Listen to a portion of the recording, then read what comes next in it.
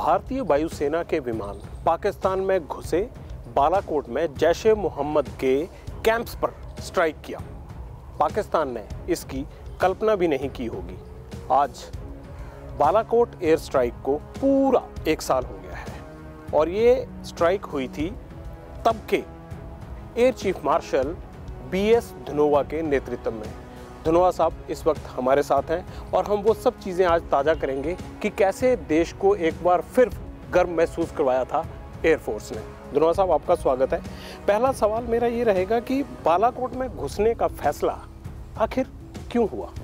नहीं, ये जो एयरफोर्स है, ऐसे एयरफोर्स इज कंसर्न 26/11 जब हुआ, मुंबई अटैक्स हुआ था, उसमें भी एयरफोर्स ने जो देश की लीडरशिप है उसको बताया था कि हम तैयार हैं, टेररिस्ट कैंप्स हमें मैप कर रखे हैं, हमारे पास हवाई जहाज हैं और सूटेबल वेपन्स भी हैं और हम ये अटैक कर सकते हैं। तो ये डिसीजन पॉलिटिकल होता है कि करना है नहीं करना है, डिप्लोमेटिक करना है कि मिलिट्री करना है, ये तो पॉलिटिकल लेवल पर डिसीजन होता है। तो एयरफोर्स तो बहुत पहले से तैयार है, ये बात नहीं है कि एयरफोर्स सडनली तैयारी शुरू होगी, नहीं, ये नहीं है। तो उस टाइम गवर्नमेंट ने पॉलिटिकल डिसीजन लिया दैट यस, हमने बालाकोट में एक टेररिस्ट कैंप है जो जैश ए मोहम्मद रन कर रहा है, जिसमें अभी नई रिक्रूटमेंट हुई है, तो वहाँ पे जाके हमने स्ट्राइक करना है। तो वो तो गवर्नमेंट का डिसीजन है। तो वंस द टारगेट हमें दिया गया तो हमने ये देखा कि हम फिजिबल है कि नहीं है हमारे उसमें, तो हमने उसको फिजिबिलिटी की रिपोर्ट उनको दी कि हाँ हम तैयार हैं। एंड आपको कब बताया गया कि हमें स्ट्राइक करना है? बताया गया, वो डेट है, वो दैट मीटिंग इज वो क्लासिफाइड मीटिंग है, वो उसके बारे में मैं नहीं बताने वाला। कितना टाइम पहले पता था? काफ़ी टाइम पहले तो बताया गया, हमें काफ़ी जल्द पहले बता दिया गया, ऐसी बात नहीं है। और टारगेट दिखाए गए, उसके ऊपर फिर हमारी सहमति ली।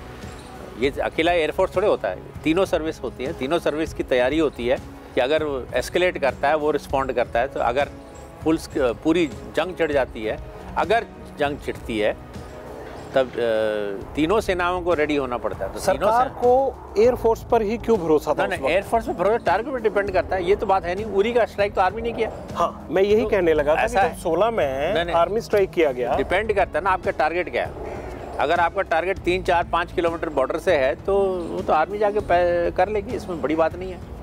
हम कितना और अगर वो टारगेट सपोज समुद्र के अंदर है तो नेवी करेगी।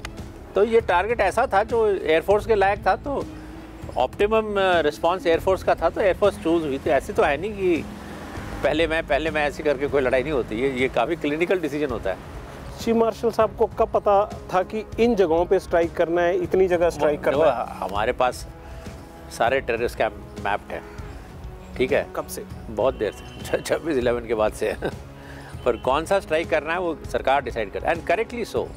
नॉन मिलिट्री टारगेट है और जैश ए मोहम्मद को ही स्ट्राइक कर उन्होंने सोचा कि करना चाहिए, क्योंकि उन्होंने ही वो पुलवामा का अटैक करवाया था। और बालाकोट का जो एसेंशियल मैसेज है वो क्या है? बालाकोट का मैसेज यही है कि आप चाहे पाकिस्तान ऑक्यूपाइड कश्मीर में जाके छुप रहे हो या पाकिस्तान प्रॉपर में जाके छुप रहे हो, हम आपको घुस के मारेंगे। That is the you can से the message of Balakot which was effectively conveyed. अगर आपको 26/11 के बाद से पता था तो एयरफोर्स तैयार भी होगी तब से कि कभी भी ये मौका मिल सकता है। हालांकि ये अलग बात है कि पॉलिटिकल क्लियरेंसेस तब नहीं मिली। आपको क्या लगता है कि तब क्या कहा गया था? आपने तो स्ट्राइक का ऑप्शन तब भी दिया था। वो आप उस ज़माने के पॉलिटिकल लीडरशिप और मिलिट्री लीडरशिप से पूछो, मैं तो ग्रुप कैप्टन था। उन्होंने कहा भी है प्रेस में कि वो तैयार थे और गो हेड नहीं दिया गया। एक वॉरियर होने के नाते आपको लगता तो होगा कि ये हिसाब पहले हो जाना चाहिए? नहीं, तो शायद हालात अलग होते। हमेशा जो फौजी होते हैं ना, उनका काम होता है तैयार रहना। डिसीजन की फौजी को लॉन्च करें कि नहीं करें, ये हमेशा पॉलिटिकल होता है किसी डेमोक्रेसी में। ये सिर्फ फौज अपने तरफ से उठ के लड़ाई नहीं लड़ देती, ऐसे नहीं होता। पाकिस्तान में घुसने के लिए एयरफोर्स के आगे सबसे बड़ा चैलेंज क्या था बालाकोट तक जाने? पाकिस्तान में ऐसा है कि उसका एलिमेंट ऑफ सरप्राइज रखना चाहिए था, ताकि आपके अटैक में आपको कोई डिस्टर्ब नहीं कर सके। जैसे कि जब उन्होंने किया 27 तारीख को, हमारी एयर डिफेंस ने उनके खिलाफ रिस्पॉन्ड कर दिया। मेरा जब हमने किया था तो आप कॉन्फिडेंट क्यों थे इतने? मैं उस पर भी आऊंगा कि 27 को क्या हुआ, लेकिन 26 को जब आपने किया तो हम क्यों ट्रैक नहीं कर पाए? हम इसलिए कॉन्फिडेंट थे कि हमारी कंट्री में डेप्थ है, हम पीछे से आ सकते हैं। उनके एवैक्स भी एयरबोर्न होता हम हमेशा थोड़े देख सकते हैं। तो हमें पता था कि अगर उनको नहीं आइडिया है कि हम कहाँ जाएंगे और मोस्ट इम्पॉर्टेंट वाज जो हमारी प्रिपरेशन हुई थी उसके लिए, इतने बेसिस इन्वॉल्व थे, कहीं से इन्फॉर्मेशन लीक आउट नहीं की कि ऐसा कोई स्ट्राइक होने वाला है। तो because of which it was a total military surprise. And एक हमने डिकॉय भेजा था वेस्टर्न कमांड ने भावलपुर की तरफ, तो वो तो उसके पीछे उन्होंने सोचा कि वहाँ जा रहे हैं तो सारा उनका एयर डिफेंस वहाँ रिस्पॉन्ड करने लग गया। तो कि जब तक ये लोग विजिबल हुए अक्रॉस द पीर पंजाल इधर इस डायरेक्शन में, तब तक वो वापस आ नहीं पाए। जब तक वो हम उनके जो इंटरसेप्टर थे वो कम अबाउट 150 किलोमीटर हमसे दूर थे जब हमने अपने वेपन रिलीज़ किए। मैं अगर अपनी भाषा में, एक सामान्य आदमी की भाषा में समझाऊं तो आपने उनको भावलपुर का डॉज दिया। हाँ। वो उस साइड अंगेज हो गए। हाँ। और आपने जहां आपका मिशन था, जो आपका टारगेट था, आपने वहां बालाकोट पे स्ट्राइक कर दिया। वहां जाके स्ट्राइक किया। तो पाकिस्तान जो है वो अपनी बुद्धिमत्ता का इस्तेमाल नहीं कर पाया, या अपने डिफेंस को उतना स्ट्रांग नहीं कर पाया, तब तक आपका एक्ट हो गया। I don't know, I personally feel कि शायद उनका जो टेररिस्ट कैंप है ये ISI रन करता है, और किसी हद तक उनके शायद आर्मी को पता है, वो आर्मी सपोर्ट करती है। मेरे को नहीं लगता उनका एयरफोर्स इस लूप में है। अगर होता, आपस में कोऑर्डिनेशन की कमी है। अगर एयरफोर्स लूप में होता, अगर मैं वहाँ पे होता तो मैं कम से कम बालाकोट में टर्मिनल वेपन्स लगा देता, ताकि अगर वो स्टैंड ऑफ वेपन भी हमारे खिलाफ माने, हमारे पास क्षमता होगी उस स्टैंड ऑफ वेपन को शूट डाउन करने के लिए। वहाँ पे कोई टर्मिनल वेपन था ही नहीं। पर ये इसलिए भी तो हो सकता है उन्होंने ना लगाया हो कि अगर मान लीजिए कल को आप जो स्कैनिंग करते हो, अगर इंडियन आर्मी स्कैनिंग कर ले तो उनको लगेगा कि यहाँ अगर ये वेपन लगा रहे हैं तो इसका मतलब यहाँ कुछ गड़बड़ चल रही है। वो तो हाइड करते होंगे कैंप्स को। अकेले एक एरिया में थोड़ा लगता है, आप 4-5 एरिया में लगाते हो, ऐसे थोड़ी कि एक एरिया में वहाँ लगा दो, 4-5 एरिया में लगाते हो। ये खबर आपके पास थी पहले से कि वहाँ कुछ नहीं? वो तो इलेक्ट्रॉनिक आ जाता है ना। अरे हमारे एवैक्स उड़ रहे हैं, हमारे इलेक्ट्रॉनिक इंटेलिजेंस एयरक्राफ्ट उड़ रहे हैं, वो तो 14 तारीख से उड़ रहे हैं। ओके, तो उसमें उसका मैपिंग आ जाता है कि कहाँ कहाँ उनके टर्मिनल वेपन एक्टिव हैं, कहाँ पे एयर डिफेंस एक्टिव है, कौन कौन से रेडार उनके ऑन है। हम बालाकोट जो है, अगर हम एयर डिस्टेंस देखें, हम कितना अंदर घुसे थे और हमें कितना टाइम लगा? देखो, इतना अंदर घुसे, it depends on the person. जो वेपन हमने रिलीज़ किया उसका कंप्यूटर आपको सोल्यूशन बताता है। Depends on what height are you, what speed are you, wind कैसा है आपको पता। Throughout the year other than monsoons, हमारे सब कॉन्टिनेंट में जो विंड होती है वो वेस्टर्ली होती है हाई लेवल पे। तो आपका विंड कितना है उस पर डिपेंड करता है। अगर आप हेडविंड फेस कर रहे हैं तो वो सबसे क्लोज गया होगा, सबसे ज़्यादा घुसा होगा।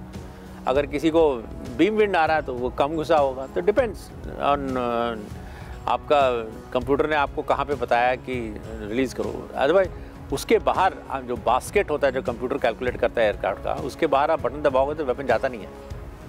ओके, मैं ये जानना चाह रहा था कि हमारे पायलट्स कितना टाइम उनकी टेरिटरी में रहे अंदाज़न? टेरिटरी में तो डिपेंड करता है। अगेन आई टोल्ड यू, जो सबसे अंदर घुसे होंगे उन्होंने 3-4 मिनट काटे होंगे, बाकी उन्हें कम काटे होंगे। Depends, I mean see that is, जब फ्लाइंग करते हैं ना तो आपको ज़मीन में निशान नहीं नज़र आते। दो आजकल जब से फेंस लिटअप हुआ है पंजाब में, जब आप फ्लाई करो तो बड़ा अच्छा लगता है, you can see the border. But वैसे जब फ्लाई करते हो तो ये सब नज़र नहीं आता आपको कंसंट्रेशन होता है कि आपका टारगेट क्या है और आपको उसको इफेक्टिवली मारना है कि नहीं मारना है, ये होता है। धनोआ साहब, जब हमारे फाइटर्स अंदर गए, अगर वहाँ पर उनको पाकिस्तान एयरफोर्स अंगेज कर लेती तो उसके लिए हमारी क्या प्लानिंग? नो, ऐसा थोड़े होता है कि सिर्फ बॉम्बर भेज देते ना, उसको पूरा पैकेज होता है। पैकेज के साथ जो इलेक्ट्रॉनिक वॉरफेयर वाले होते हैं जो उनको जैम करते हैं, और उनके साथ वो होते हैं अपने एयर डिफेंस वाले होते हैं कि अगर एयर डिफेंस रिस्पांस आता है किसी डायरेक्शन से तो उस डायरेक्शन में पहले एयर डिफेंस को वो टेक ऑन करते हैं, ताकि एयर डिफेंस वाले स्ट्राइक एयरक्राफ्ट पे ना हावी हो सकें, और स्ट्राइक वाला हमारा एयरक्राफ्ट है वो जाके अपना वेपन ड्रॉप कर सके। तो हमारा कितना पैकेज किया था? नहीं, ये तो डिटेल्स, मिशन का जो डिटेल्स है वो अभी डिक्लासीफाई नहीं हुए हैं, तो मैं आपको नहीं बताऊँगा हमारे पास 24 थे, 26 थे या 12 थे। वो डिपेंड करता है on what was required. And अकेले इस डायरेक्शन में थोड़े, rest of the India also हमारी फ्लाइंग चल रही थी, ताकि हम उनको ये ना लगे कि हम कुछ कश्मीर में कर सकते रहे। जैसे भावलपुर है वो तो ऑपोजिट ये हमारा राजस्थान सेक्टर में है, तो वहाँ पे भी चल रहा था कुछ ना कुछ। ये एयर स्ट्राइक को, मिशन को अंजाम देने के लिए हमारे एयरक्राफ्ट गए थे, तो धनोआ साहब ये पूरी जानकारी कहाँ देख रहे थे, कहाँ ऑब्जर्व कर रहे थे, कहाँ मिल रही थी आपको? ये एग्जीक्यूट हो रहा था, वेस्टर्न एयर कमांड एग्जीक्यूट कर रहा था, एयर हेडक्वार्टर से हम एग्जीक्यूट नहीं कर रहा था। एयर हेडक्वार्टर से रिसोर्स एलोकेट करते हैं और उनको डायरेक्शन देते हैं कि ये करना है, आपने ऐसे करना है। पर ऐसा तो नहीं होता होगा कि एयर चीफ मार्शल निश्चिंत हो जाता होगा, उसको तो लगता होगा कि ये बहुत बड़ा मिशन है। निश्चिंत नहीं होता, उसमें उस टाइम एक प्रॉब्लम थी थोड़ी सी, और वेदर की प्रॉब्लम थी। अगर वेदर करके कहीं अबॉर्ट ना हो जाए, बारिश आने वाली थी, वो 27 को वेदर वहाँ पे उस एरिया में वेदर ठीक नहीं रहा था, तो उसके लिए गो नो गो क्राइटेरिया होता है कि गो है कि नो गो है। तो जो वेस्टर्न एयर कमांड के सीन ने उन्होंने मेरे को 3 बजे बोला था कि mission is go. Okay, that so prime minister ने भी एक इंटरव्यू में जिक्र किया था 3:30 बजे हमें था वेदर ठीक नहीं था, फिर भी हमने उसको इसका असेसमेंट वेदर का पहले से नहीं लिया गया था। वेदर का कैसे लोगे तुम असेसमेंट? वेदर तो नाउ होता है ना, सिस्टम जल्दी आ जाता है, लेट आ जाता है, यू कांट 10 दिन पहले थोड़ा कर सकते हो। हमारे एरिया में ये रिस्क था वैसे उस वेदर टेम्पर, हाँ हमेशा it is not risk, not in the sense that कि हमारा हवाई जहाज गिर जाता है। रिस्क ये था कि हम शायद मिशन कॉल ऑफ कर देते, शायद तो एक बड़ी तैयारी रुक जाती है जो आपने प्रिपरेशन कुछ नहीं, 2 दिन बाद कर लेते उसमें क्या आप उसके लिए भी तैयार थे? हमेशा। टेररिस्ट कितने मारे गए, कितने कैंप्स उड़ाए गए, इसको लेकर बड़ी कंट्रोवर्सीज आती हैं। आज धनोआ साहब मैं आपसे जानना चाहता हूं कि आपको क्या रिपोर्ट्स दी गई कि कितने टेररिस्ट मारे गए, किस बिल्डिंग में कितने टेररिस्ट हैं, ये इनपुट आता है इंटेलिजेंस एजेंसी से, इसका एयरफोर्स अंदाज़ा नहीं लगा सकती। ठीक है, जिस बिल्डिंग में हमने मारे, 3 मेन बिल्डिंग था जो हमने टारगेट किए थे, उसमें उस टाइम कितने लोग सो रहे थे, वो इंटेलिजेंस एजेंसीज़ का इनपुट है, और वो फिर पॉलिटिकल लीडरशिप को बताते हैं कि इतने लोग। और फिर वो पॉलिटिकल लीडरशिप ने कहीं कहीं कहा है कि कितने लोग मारे गए। तो ये एयरफोर्स, मैंने वो आई थिंक 4th और 5th मार्च ऑल्सो मेरा पहला जो इंटरव्यू था, उसमें भी मैंने कहा हम तो टारगेट दिखते हैं कि टारगेट मारे कि नहीं मारे, कितने बंदे मरे, it's an input comes from intelligence. कितने कैंप्स पर एग्जैक्ट स्ट्राइक हुआ था ये? नो द कैंप तो एक ही था। ओके, उसके 3 मेन बिल्डिंग्स थे जो हिट हुए थे। ठीक है, ऑल आर इन बालाकोट। हाँ, प्रॉपर। ये क्यों फैसला किया गया? कैंप्स तो कहते हैं कि और भी बहुत सारे हैं, बालाकोट को ही क्यों चुना? जैशे मोहम्मद का कैंप था, आइसोलेटेड था, कोलैटरल डैमेज का चांस कम था। यू सी, आप हर चीज़ मैकेनिकल होता है, किसी बॉम्ब का कुछ फिन नहीं निकला, ये नहीं निकला, कहीं और चला गया। इमेजिन आपने सिविलियन मार दिए 50, आपकी तो बदनामी हो जाएगी चारों तरफ। So lot of things have to be thought of. ये थोड़े, ये जंग नहीं है पूरी जंग में क्या होता है, सोल्जर आप 50 मारो चाहे 100 मारे, 100 मारो ज़्यादा अच्छा है पर ऐसे थोड़े हैं यहाँ पे आपने जाके टेररिस्ट को, it's a non military target, आप ये देखिए, तो उसमें आप you have to be very careful. आपने वेपन जो चूज़ किया है वो भी ऐसे ही चूज़ किया था जिसमें शार्पनेल ज़्यादा, एक्सप्लोजिव कम हो, क्योंकि हमने लोग मारने। अगर हमने बिल्डिंग तोड़नी होती, जैसे आर्मी के ऊपर जब अटैक करते हैं, तब वो हम ऐसा वेपन चूज़ करते हैं जिसमें एक्सप्लोजिव ज़्यादा होते हैं और शार्पनेल कम होते हैं। ओके, ठीक है, तो वो फिर ज़्यादा एरिया डिस्ट्रॉय करने के चक्कर में हम लोग रहते हैं। ठीक है, उसमें अगर कोई अंदर घुसा हो उसको कुछ नहीं होने वाला। ये तो आप अंदर घुसे हो चाहे ऊपर बैठे हो, तो आपको। धनोआ साहब, अगर 26 को हमने एयर स्ट्राइक किया, मान लीजिए कि पाकिस्तान रिटेलिएट करता, हम तैयार, हमारी क्या तैयारी थी? हम तैयार थे कि अगर वो हमारे लैंड करते भी रिटेलिएट करता, हम तब भी तैयार थे। बहुत सारे एक्सपर्ट ये कहते हैं कि बॉर्डर बिल्कुल फ्री पड़ा था ना, हमने डिफेंस को इंटरनेशनल बॉर्डर पे स्ट्रांग नहीं किया था। नहीं, वो रिस्की था। और ऐसे में अरे आर्मी डिप्लॉयड है, ऐसे थोड़े, आर्मी भी तो लूप में है, ऐसे थोड़े क्या इंटरनेशनल बॉर्डर खाली था पंजाब वाला। ना, पंजाब वाले इंटरनेशनल बॉर्डर की बात अलग है। ओके, मैं बात कर रहा हूँ कश्मीर में, आर्मी एडिक्वेटली रेडी। अगर मान लीजिए रिटेलिएट करते तो हमारा टारगेट क्या होता?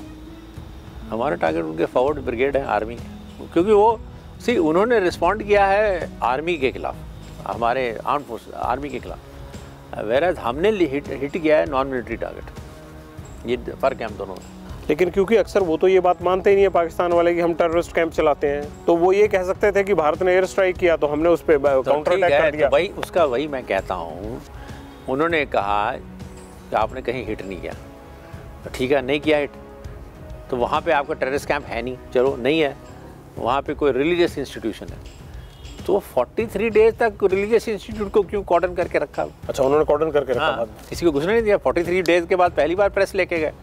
तो कोई रिलीजियस इंस्टीट्यूट है जहाँ पे आप रिलीजन टीच कर रहे हो, आई मीन उसको छुपाने की क्या ज़रूरत है? ठीक है, उस दो ही रीज़न हो सकते हैं, या तो टेररिस्ट कैंप है और हिट हो चुका है क्योंकि आप रिपेयर कर रहे हो before you can get people, ठीक है। 43 डेज है लॉन्ग टाइम। अगर कुछ नहीं होता, छोटा बहुत होता, हफ्ता, डेढ़ हफ्ता, 2 हफ्ते में ले जाते किसी को। Is a very long time, 43 is quite a long time. और आप जो ओपन सोर्स इमेजरी है, जो आप ओपन सोर्स में दिखते हैं, ये समीर जोशी ने काफ़ी अच्छा कोलेट किया है। यहाँ पे लिट फेस्ट में भी दिखाया था, मिलिट्री लिट फेस्ट में यहाँ पे चंडीगढ़ में। उसमें अगर आप देखो तो you can clearly see building साफ़ है, फिर उनके रूफ में होल है, फिर वो बिल्डिंग रूफ फिर से रिपेयर होगी। क्या कर रहे थे वो? रेन वाटर हार्वेस्टिंग थोड़े कर रहे थे, कवर अप कर रहे थे ना, वही तो कवर अप कर रहे थे, तो उनको टाइम लग गया कवर अप करने में। इसी आपने मिशन पूरा होने के बाद सबसे पहले जानकारी किसको दी? सबसे पहले NSA को और फिर दोनों सर्विस चीफ्स को। आई मीन टक टक टक टक तो फ़ोन बजने शुरू हो जाते हैं। NSA का पहला रिएक्शन क्या था जब आपने खबर दी? वो उनसे पूछिए। प्रधानमंत्री को सबसे पहले जानकारी किसने दी? आप उनसे पूछिए। मैं इस तरह all these people are above my pay grade. जब आपकी पहली बार इस मिशन के बाद प्रधानमंत्री से मुलाकात हुई, फेस टू फेस हुए, तो उनके शब्द क्या थे आपके लिए? वो बहुत उन्होंने इनकरेज किया और बिल्कुल उनके डायरेक्शंस क्लियर थे कि अब उनका रिटेलिएशन एक्सपेक्टेड था। ओके, तो उसके लिए कुछ गाइडलाइंस दिए गए थे हमें, तो all that was there and आपका quite satisfied with the mission. आपका 41 साल का करियर रहा, जितना मैं जानता हूँ। आपने उस प्रधानमंत्री को भी देखा जहाँ से क्लियरेंस मिली कि आप जाइए, हमला करना है, अब टेररिस्ट एक्टिविटी बढ़ी है भारत में, और आपने वो पॉलिटिकल विल पावर भी देखी होगी जब आप लोग तैयार थे लेकिन आपको क्लियरेंस नहीं मिली, चाहे वो 2001 का पार्लियामेंट अटैक हो, चाहे 26/11 का मुंबई हमला हो। फ़र्क क्या लगता है आपको? नहीं, एक वॉरियर के तौर पर क्या फर्क लगता है अब और तब में? पहले मैं काफ़ी जूनियर था, मैं प्राइम मिनिस्टर से इंटरेक्ट नहीं करता था। वो तो मैं चीफ बनने के बाद इंटरेक्शन होती है, जूनियर रैंक में कहाँ मिलते हैं। लेकिन पॉलिटिकल डिसीजंस का नीचे बात तो होती है। देखो, फौज का काम होता है तैयार रहना। ये फौज को लॉन्च करना नहीं करना, किस डायरेक्शन के साथ लॉन्च करना, ये तो पॉलिटिकल लीडरशिप का काम है किसी डेमोक्रेसी में। वो डिसाइड करते हैं। पर अकेली war is not something that सिर्फ मिलिट्री लड़ती है, वो पूरा इकॉनमी आ जाता है आपका। आप कितना पीछे जाना चाहते हो, okay, so all that decision वो तो पॉलिटिकल होता है। और पर अगर आप इस लीडरशिप को देखेंगे तो I don't know how Pakistan was under the wrong impression, but जो उरी के अटैक्स भी उन्होंने सैंक्शन किए, तो उन्होंने तो अपना विल तो दिखा दिया था कि भाई अगर आप इस तरह के टेररिस्ट अटैक इंडियन सॉइल पे करोगे तो we will cross the border and hit you. ये political will to cross the line of control and hit terrorist को हिट करने का, ये तो 2016 में भी डेमोन्स्ट्रेट हो गया था। एक तरफ पूरा देश जश्न मना रहा था कि 26 को जिस तरह से एयर स्ट्राइक हुआ और बात सामने आ गई थी 27 तारीख को, सब लोग ये कह रहे थे कि पाकिस्तान को सबक सिखाया है एयरफोर्स ने। लेकिन तभी एक खबर आई कि अभिनंदन जो मिग उड़ा रहे थे वो F-16 के साथ अंगेज हुए और डॉग फाइट में एग्जिट कर गए। आपके लिए उस जश्न के माहौल में ये खबर कितनी बुरी थी? नहीं, ये खबर see nobody likes to lose an aircraft, let us be very frank, and loss of the aircraft, ऊपर से फिर पायलट POW हो गया, तो it's disturbs you a bit. But we had also seen a track vanishing. जब उसका engagement हो रहा, रेडार में दिख रहे थे ना दोनों, हमने एक और ट्रैक देखा था वैनिश करने, जो हमारे इलेक्ट्रॉनिक सेंसर बोल रहे थे कि ये तो F-16 का ट्रैक वैनिश हो गया।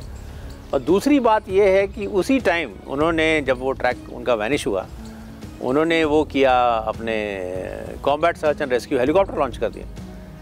तो उस टाइम हमने सोचा ही क्यों हेलीकॉप्टर, तो POW के लिए कॉम्बैट सर्च एंड रेस्क्यू नहीं लॉन्च होती। Combat search and rescue launch होता है अपने पायलट का। तो POW है जहाँ, सॉरी, जो एनिमी पायलट होता है, जब लैंड करता है वो इमीडिएटली छुप जाता है या भाग जाता है, ये इधर उधर, ओके, वो उस जगह खड़ा नहीं रहता जहाँ पे लैंड किया। उसको आप हेलीकॉप्टर से पिकअप नहीं कर सकते क्योंकि आपको पता नहीं वो कहाँ है। POW को ग्राउंड ट्रूप्स पकड़ती हैं, वेयर तुम्हारा अपना पायलट जो होता है वो या तो उस टाइम आपका बीकन एक्टिवेट करता है या किसी एक्सफिल्ट्रेशन जोन में जाता है कि जब वहाँ उसको इंटेलिजेंस होती है कि यहाँ पे एनिमी के ट्रूप्स नहीं होंगे, वहाँ जाके अपना बीकन ऑन करता है ताकि उसको वहाँ से पिकअप कर लिया जाए। ओके, तो अपने पायलट के लिए कॉम्बैट सर्च एंड रेस्क्यू, हमें ये बड़ा सरप्राइज लगा कि combat search and rescue opt हुई है।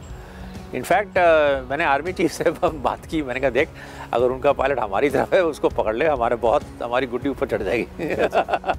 तो उनका क्या जवाब था आगे से? हाँ, तो he was well aware of it. Search किया पूरे portal. He was well aware of it. And उनका पायलट कहाँ गिरा था सर, जो F-16? उनका पायलट भी या उसी में एक कहते हैं कि बॉडीज भी मिली थी वहाँ पड़े उस टाइम? नहीं, वो उनका पायलट भी वहीं गिरा था। जो शुरू में सोशल मीडिया में काफ़ी कुछ आ गया था, उसमें वो खुद कह रहे थे कि हमने एक पायलट दो बॉडीज मिली हैं। नहीं, हमने एक पायलट पकड़ा, उसकी दाढ़ी भी थी, उसकी हमने पिटाई भी की, वो सरदार था। तो हमारे पायलट का ना तो दाढ़ी थी ना वो बेचारा सरदार था। तो आपकी असेसमेंट ये है कि वो उनका ही होगा? वो उनका पायलट होगा। तो और उनके जो DG ISPR के स्टेटमेंट्स आने शुरू हुए वो भी काफ़ी कॉन्ट्राडिक्टरी थे। पहले उन्होंने कहा, हमने कहा कि एक F-16 गिर गया है, तो वो कहते हमने तो F-16 यूज़ ही नहीं किया। फिर हमने वो अमना मिसाइल का मलबा दिखाया कि आपने F-16 नहीं यूज़ किया तो ये अमना मिसाइल तो कोई और मार ही नहीं सकता। फिर कहते हैं हमने, ये झूठ बोलने की क्या ज़रूरत थी उनको? वो शायद ये कवर कर रहे होंगे कि उनको अमेरिका ने ये कहा था कि आप ये अपनी सिक्योरिटी के लिए इस्तेमाल करेंगे, ना कि आप किसी पे अटैक करने के लिए। और अभी जो चिट्ठी और एक निकल के आई है जो प्रेस में निकली थी, उनको आई थिंक किसी तरह से डांटा जा रहा था कि आपने वो शिफ्ट कर दिए बिना हमारे परमिशन के, ऐसा करके कुछ है, आई डोंट नो। वो जो अंडरस्टैंडिंग है बिटवीन द यूनाइटेड स्टेट्स और पाकिस्तान, उनका बायलैटरल अंडरस्टैंडिंग है, and I am not aware of that. But what I want to tell you is कि उन्होंने जो पायलट था उनका, उन्होंने कहा कि हमारे पास एक पायलट हिरासत में है, 2 और एरिया में है। चलो ठीक है, पता नहीं 2 और कौन है। फिर कहते एक मिलिट्री हॉस्पिटल पहुंच गया है।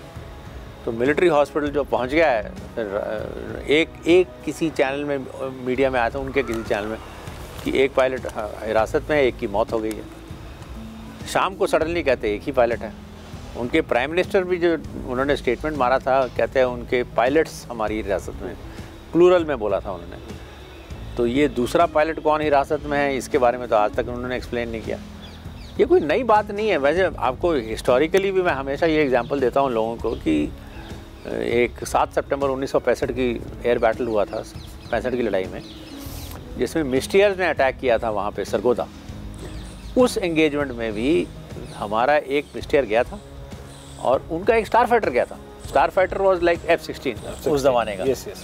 तो वो स्टार फाइटर कॉर्नेल दवैया ने मारा था। अब before he was shot down, उन्होंने एक स्टार फाइटर को मार दिया।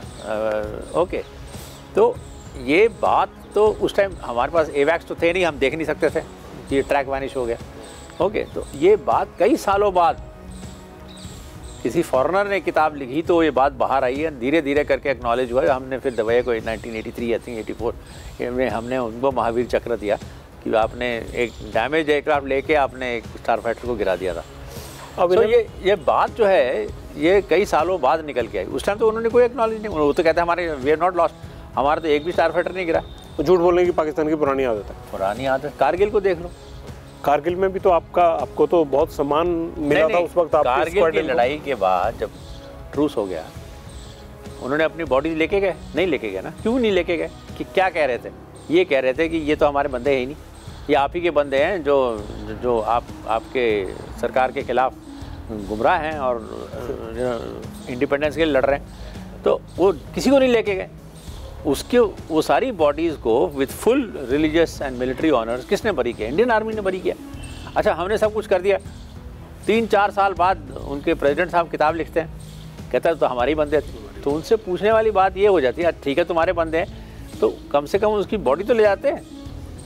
लड़ाई तो खत्म हो गई है। ये नहीं, मौके पे नहीं मानना, बाद में एडमिट कर लो, बाद 10 साल 5 साल बाद। वही, जब तक, क्योंकि वो जो है ना, आपको एक याद रहना चाहिए कि किसी और देश के मुकाबले पाकिस्तान डिफरेंट है। एक there is a you can say a joke in English, वो कहते हैं कि in every country the state has an army, in Pakistan the army has a state. तो उनको अपने डोमेस्टिक वो सारे रिसोर्सेज उस कंट्री, उनके कितने पास, उनके पैसे ही नहीं है।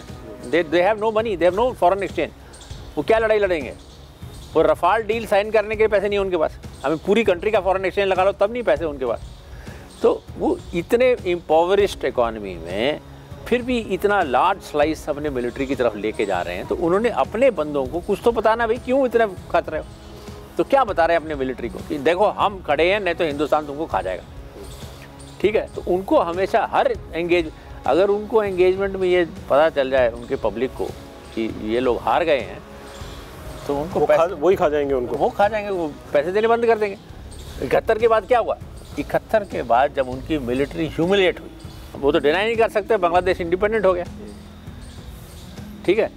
वो हमारे पास 20 साल तक पीस था, 91 तक उन्होंने मुंह नहीं खोला, ठीक है, टिल द टाइम उनके पास न्यूक्लियर वेपन आए, फिर उन्होंने टेररिस्ट को इनकरेज करना शुरू किया। ओके, तो ये उनकी जो ये बात है, अभी भी सियाचिन की लड़ाई में देखो क्या बोल रहे हैं अपने बंदों को, उनकी आर्मी कहाँ बैठी है? वो तो कहते हम तो ऊपर बैठे हैं। ऊपर कहाँ बैठे? पीस क्यों नहीं हो सकता? क्योंकि वो अपने बंदों को उनको बोलना पड़ेगा कि भाई हम तो नीचे हैं, तो वो पूछेंगे तुम तो हमेशा कह रहे तुम ऊपर, अब नीचे कैसे पहुँच गए? एग्जैक्टली सर, जब अभिनंदन के एग्जिट करने की वहाँ पे आपके खबर आई कि हमारा वो वहाँ पे PW हो गया है, सबसे पहला रिएक्शन क्या था धनोआ साहब? नहीं, पहला मेरा रिएक्शन यही था कि let us hope he comes back. पर एक जैसे मैंने पहले भी आपको कहा, एक अच्छी बात हुई कि वो सोशल मीडिया वगैरह रिकॉर्डेड हो गया, तो फिर रिकॉर्डेड हो गया तो फिर अभी उनको ये POW गायब करना थोड़ा मुश्किल हो जाएगा, है ना। अगर आपको लगता है ऐसा ना होता तो गायब कर देते? पता नहीं। जैसे आहूजा के केस में उसको तो they killed him after he landed ना, लैंड करने के बाद उसको गोली मारी थी। जब वो सोशल मीडिया पे आपने कहा कि आ गया कि पकड़ रहे हैं पायलट को, ये कर रहे हैं, अभिनंदन को मारा जा रहा है, उस ब्लीडिंग हो रही है, उस चीज़ को देख के पूरे देश में गुस्सा आया, तो धनोआ साहब को गुस्सा आया है नहीं? नो, जब आपने वो वीडियो देखा? वी आर सोल्जर्स, हम सोल्जर हैं और हमें फ्लिप साइड स्टोरी का हमेशा पता होता है। आप उसका बिहेवियर देखिए, ब्लाइंड फोल्ड में भी ही वॉज वेरी स्टॉइक, उसको डर नहीं लग रहा था। हालांकि आहूजा की कहानी सबको पता है कि आफ्टर कैप्चर मार सकते हैं, but that is a part of it. तो हमारा जो रिएक्शन है वो आपने फौरन किया क्या? नहीं, हमारे उसमें यही था कि अब नेशनल लीडरशिप जो है उसने इंटरवीन किया at the political and diplomatic level और इन रिकॉर्ड टाइम वापस आ गया वो। तो दैट इज आज तक ऐसा हुआ नहीं जैसा अभिनंदन के साथ हुआ। It goes to the credit, पहले तो नहीं होता था ना इतना हमारे पास। साहब एक सीधा सवाल है कि अभिनंदन को छोड़ना इमरान खान की दरियादिली थी या इसके पीछे कोई और वजह थी? ये मेरे को बोलना तो ये आपका सोल्जर है सर, पता तो रहा होगा। नहीं, छोड़ा है ये अच्छी बात है। एयरफोर्स पे बहुत ज़्यादा भरोसा करते हैं। नहीं, एयरफोर्स पॉलिटिकल लोग बोले तो ये समझ लिया जाता है कि शायद अपनी वाहवाही के लिए नहीं, एयरफोर्स का उसमें रोल नहीं है, उसके रिलीज के रोल एयरफोर्स का कोई रोल नहीं है, ये पॉलिटिकल और डिप्लोमेटिक लेवल पे हुआ है। लेकिन ये उनकी दरियादिली नहीं थी, ये दबाव था, ये मान लें? दबाव है, 100% दबाव में छोड़ा गया। 100% दबाव है। वो उसको कैपिटलाइज करते हैं, उसको वो प्रोपेगेंडा बैटल में यूज़ करते हैं, उनके तो हित में नहीं था उसको जल्दी छोड़ना। यानी इस बात से हम ये अंदाज़ा भी लगा सकते हैं कि भारत इस स्थिति में है इंटरनेशनली, ग्लोबली, कि वो पाकिस्तान को इन सब चीज़ों के लिए प्रेशर बना सकता है। वो तो अब ये क्या हुआ, आई एम नॉट प्रिवी। लेकिन आपको ये कब पता लगा कि अभिनंदन आ जाएंगे? इमरान खान ने जब अनाउंस किया अपनी वहाँ पर पार्लियामेंट में, या पहले पता लगा कि ऐसा होने वाला? नहीं, वो हमारा जो डिफेंस अटैचे है वो कुछ बोल रहा था कि शायद जल्दी रिलीज़ करने वाले पाकिस्तान में, जो हमारा एयर अटैचे था। पर उनके पार्लियामेंट में उनके प्राइम मिनिस्टर ने बोल दिया, कंफर्म हो गया कि रिलीज़ करने वाले। वो कंफर्मेशन की खबर आपको पहले फिर भी उन्होंने काफ़ी डिले किया उस दिन, इतना जैसे आप कह रहे हैं, आप इतने घंटे बाहर खड़े हुए थे, इतना टाइम 12-13 घंटे, सुबह 10 बजे से लेकर रात के 11 बजे तक मैं अटारी पे था। वही चलिए, अच्छी बात थी कि वो वापस आए। एक मैं ये पूछना चाहता था धनोआ साहब कि बहुत सारी खबरें आई और बहुत सारे वीडियो आए उन 2-3 दिनों में, 26 से लेकर 2 या 3 तारीख तक, 27 से 2 या 3 मार्च तक, कि कहीं अभिनंदन चाय पी रहे हैं, कहीं अभिनंदन से ये कहा जा रहा है कि बहुत अच्छा ट्रीटमेंट है पाकिस्तान आर्मी का। आपकी अभिनंदन के वापस आने के बाद पहली मुलाकात उनसे कब हुई और वास्तव में उनसे क्या ट्रीटमेंट किया गया पाकिस्तान में? वो जो ट्रीटमेंट उसको दिया गया, वो एक होता है प्रोपेगेंडा बैटल। वो प्रोपेगेंडा बैटल लड़ रहे थे कि देखो हम we are responsible country, selective video भेज रहे थे। हाँ, we are responsible country, we are treating him well, ये वो हमेशा उनका स्टेटमेंट हमेशा ऐसे रहा है। तो that is a separate issue. But जो हम जो करते हैं, POW हमें हैंड ओवर करते हैं, उसका सबसे पहले मेडिकल एग्जामिनेशन होता है कि सब everything is working, I mean God forbid, क्योंकि पर्सन इज ऑल्सो इजेक्टेड। आप ये याद रखिए, इजेक्शन की अलग इंजरीज होती हैं, तो और उसका फिर इंटेलिजेंस डिब्रीफ होता है। तो उसके साथ जो हमारी इंटेलिजेंस डिब्रीफ जो नाचिकेता के साथ हुआ है ऑलमोस्ट सिमिलर है। ये ऐसी बात नहीं है कि उन्होंने कुछ खास अच्छी तरह से इसको रखा हो, नहीं। तो ट्रीटमेंट उन्होंने जो अभिनंदन को दिया वो और वो जो ट्रीटमेंट उन्होंने नाचिकेता को दिया ऑलमोस्ट सिमिलर। टॉर्चर किया गया? नहीं, वो करते हैं। There lot of methods of getting you unbalanced and basically information निकालना चाहते हैं। तो कितने लंबे तक इंटरोगेट करते थे उनको? वो जो डिब्रीफ है वो तो अभी तक, आज नाचिकेता का डिब्रीफ क्लासिफाइड है, तो अभिनंदन तो अभी आया है। वो हम रिलीज़ नहीं करते। हम रिलीज करने को भी नहीं कह रहे, करना भी नहीं चाहिए, लेकिन हम सिर्फ ये चाह रहे हैं, देश ये जानना चाहता है कि उस जवान ने देश के लिए क्या क्या सहा वहाँ। उसने बहुत अच्छा बिहेवियर था उसका। पोस्ट कैप्चर एकदम सोल्जर की तरह बिहेवियर था, वो डरा नहीं। और आप अगर देखते हैं जो इन्फॉर्मेशन शुरू में आया, जब उसको पता चला कि उसको तो पहले डाउट हो गया ना, कोई, मैंने बोलता ना कोई लकीर थोड़े है ज़मीन पे, उसको तो ये डाउट हो गया कि इंडिया में है कि पाकिस्तान ऑक्यूपाइड कश्मीर में है। तो पूछा तो उन्होंने ये रियलाइज़ किया तो पाकिस्तान ऑक्यूपाइड कश्मीर है। फिर देखो भाग के गया नदी की तरफ। जो इम्पोर्टेंट कागजात उसके पास थे, कॉल साइन वॉल साइन, हालांकि वो सब चेंज हो जाते हैं, फिर भी उसने अपने फ़र्ज समझा कि इसको हम डिस्ट्रॉय कर दूँ ताकि उनके हिरासत में ना आए। तो he behave like a very good soldier, उसमें there is no doubt on that, इसीलिए डेकोरेट किया गया। क्या अभिनंदन, अगर मीडिया का दबाव ना होता, मोदी सरकार ना होती, आपको लगता है कि पीडब्ल्यू होके रह जाते? नहीं, ऐसा तो है नहीं। ऐसा या तो अभिनंदन को वापस करते वो थोड़ी देर के बाद, इंस्टेड ऑफ इतनी जल्दी, या उसका बॉडी वापस करता। आहूजा का भी तो बॉडी वापस तो कर दिया था उन्होंने, ऐसी बात तो नहीं है। आपकी अभिनंदन से पहली मुलाकात कब हुई वापसी के बाद? जब वो वापस इंडिया आया, उसका मेडिकल चेकअप के बाद, वो जब उसका इंटेलिजेंस डिब्रीफ हो रहा था, तो उस समय मैं उसको मिला वहाँ पे। आपका पहला सवाल क्या था उनसे? नहीं, पहला कुछ नहीं था, मैं उससे कोई सवाल नहीं पूछा। मैंने तो उसको सिर्फ गुड शो का, जिस तरह उसने बिहेव किया। उसका जवाब क्या था? उसका क्या, वो तो स्माइल मारता है। That is not this thing, that is a informal talk. मैं थोड़े, वो जो इंटेलिजेंस डिब्रीफ करा रहे हैं उनका काम होता है to get as much information as possible, ताकि हम अपना इंस्टीट्यूशनल नॉलेज बढ़ा सकेंगे वो क्या करते हैं। फिर बाकी पायलट्स को भी हम बताते हैं कि देखो ऐसे ऐसे होता है। So they are also prepared mentally. तो क्या अभिनंदन भी उन पायलट्स के साथ ये जानकारी शेयर करता है या एक प्रोटोकॉल के मुताबिक एयरफोर्स ही करती है? हमारा जो डायरेक्टर ऑफ इंटेलिजेंस है वो करता है। लेकिन अभिनंदन ने बहुत ब्रेवरी से, हाँ, बहुत अच्छा उसका बिहेवियर। उसको तोड़ने की काफ़ी कोशिशें हुई होंगी वहाँ पर, हमें ऐसा उन्होंने बताया होगा। यस, हर पीओडब्ल्यू को पहले तोड़ना चाहते हैं, मेंटली अनबैलेंस करना चाहते हैं, आपको डिसोरिएंट करना चाहते हैं, ताकि आप किसी तरह हो गए हो। आप उनको देखो, फिज़िकल जो है, प्योर फिज़िकल टॉर्चर जिस तरह से आप पिक्चरों में देखते हैं, वो नहीं होता, वो मुश्किल है। अगर आपको अगर आप बॉडी भी हैंड ओवर करते, सौरभ कालिया का बॉडी हैंड ओवर किया गया था, तो उसमें फिर आपको इंटरनेशनल आपको दबाव पड़ता है बहुत ज़्यादा कि आपने जेनीवा का, हम दोनों कंट्रीज सिग्नेटरी हैं जेनीवा कन्वेंशन के।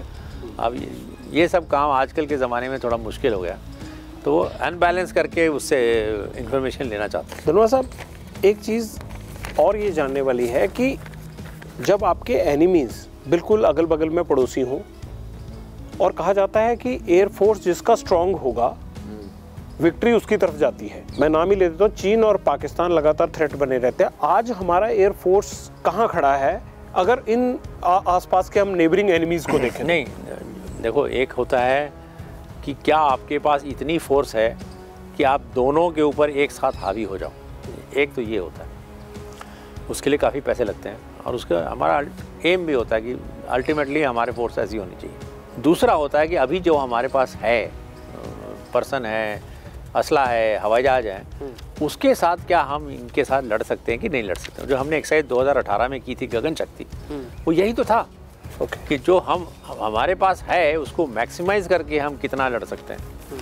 और अगर दूसरा देश उसमें आता है, जब हम एक के साथ लड़ रहे हैं, तो एक पोस्चर जो सिर्फ एक देश के खिलाफ था, वो दोनों देश के खिलाफ हम चेंज कर सकते हैं कि नहीं चेंज कर सकते हैं। तो 48 आवर्स के अंदर हमने चेंज करके दिखा दिया। सो वो जो हमारा एक तो होता है प्लान ए, सब कुछ है तो हम किस तरह से लड़ेंगे। एक होता है प्लान बी, हमारे पास जो कुछ है उसके साथ हम कैसे लड़ेंगे। तो प्लान बी तुम्हारा आंसर होता है कि क्या आप लड़ सकते हो, लड़ने की क्षमता रख सकते हो, कि आपको गवर्नमेंट को जाके बोलना पड़ेगा कि हमारे पास कोई कैपेबिलिटी नहीं है। तो हमारा जो प्लान बी ने यही दिखाया कि हाँ हम लड़ तो सकते हैं, ऐसी बात तो नहीं है। आप राफेल को लेकर हमेशा ये कहते रहे हैं कि 10 साल पहले आ जाना चाहिए था और राफेल की बहुत हिमायत करते रहते, लेकिन पॉलिटिकल तौर पर जिस तरह से राफेल को लेकर छीछा लेदर हुआ, हालांकि राफेल अब आ रहे हैं, फर्स्ट कंसाइनमेंट जो है वो बड़े स्तर पर मई में भी आ जाएगी, 4 मिल जाएंगे में। आपको क्या लगता है कि अभिनंदन के पास अगर मिग बाइसन की बजाय अगर राफेल होता तो रिजल्ट्स क्या होते? उनके F-16 भाग जाते हैं वहाँ से भाग जाते हैं ओके काफ़ी फ़र्क होता, काफ़ी। आप मैं उड़ाऊँ, मैं फ्रांस में जाके राफेल उड़ाया मैंने, ओके फार सुपीरियर। उसका रेडार मिसाइल कॉम्बिनेशन, उसका data fusion, electronic warfare, far superior, very good. ये देखो हम यही कहते हैं कि आप कोई भी एक्विजिशन को पॉलिटिकल कंट्रोवर्सी में मायर मत करिए। अगर आपने उसको पॉलिटिकल कंट्रोवर्सी में डाल दिया तो वही काम धीरे हो जाता है।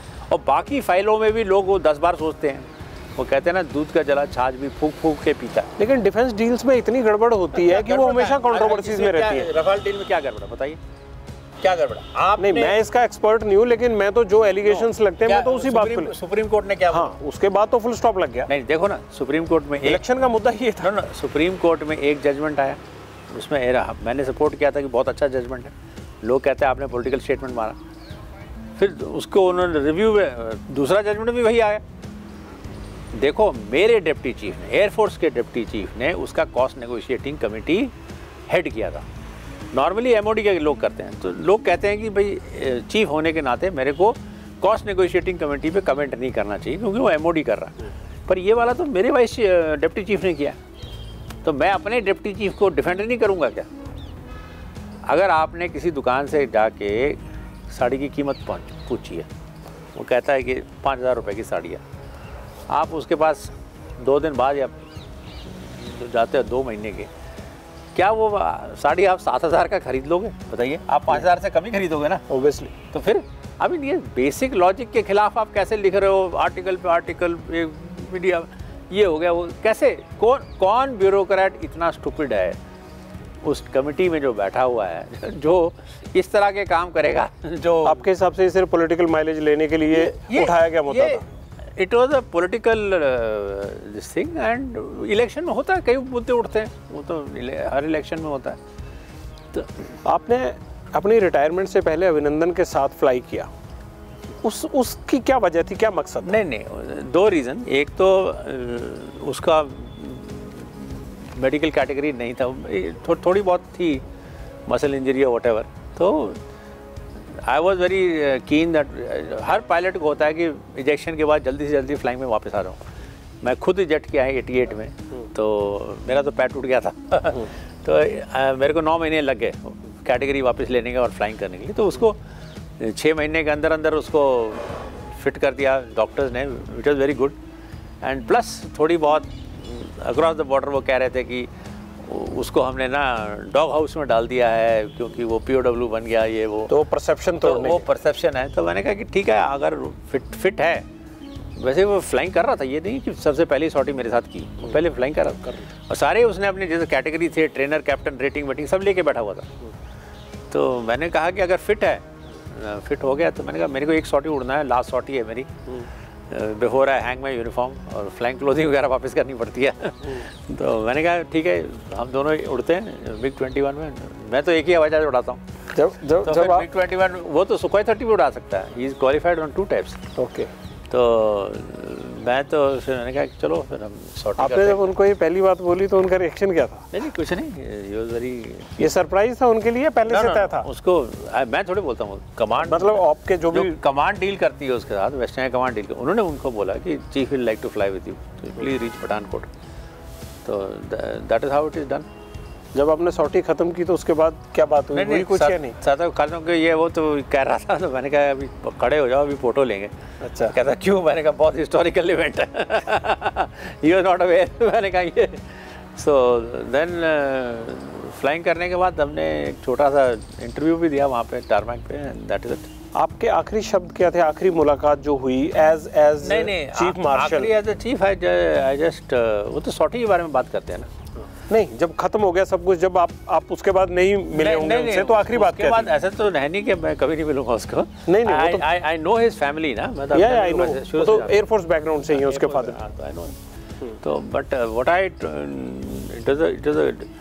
मैं फ्लाई कर रहा था, वो पीछे बैठा हुआ था, तो मैं उससे यही पूछा कि मेरी लैंडिंग कैसी थी मेरी। तो that is all. I mean we are talking about, जो हमने बातें की सिर्फ मिशन के बारे में, बात सॉटी की बात की।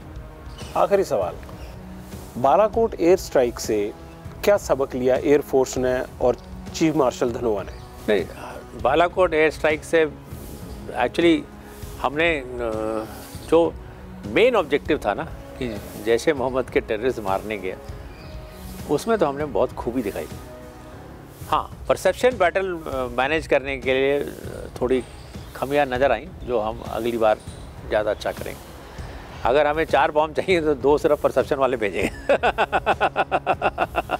चलिए, और ज़्यादा स्किल्ड हो। बहुत अच्छा लगा आपसे बात करके, और आपने जो भी काम किया था पिछले साल, उस पर देश को गर्व है। Thank you. हमें आप पर गर्व। Thank you very much. बहुत बहुत शुक्रिया। तो ये थी धनोआ साहब से मुलाकात, और लगता है कि धनोआ साहब का ये एक्सपीरियंस आगे भी इसी तरह से एयरफोर्स के और अभिनंदन जैसे जांबाज पायलट्स के काम आता रहेगा। बहुत बहुत शुक्रिया। ABP न्यूज़ आपको रखे आगे।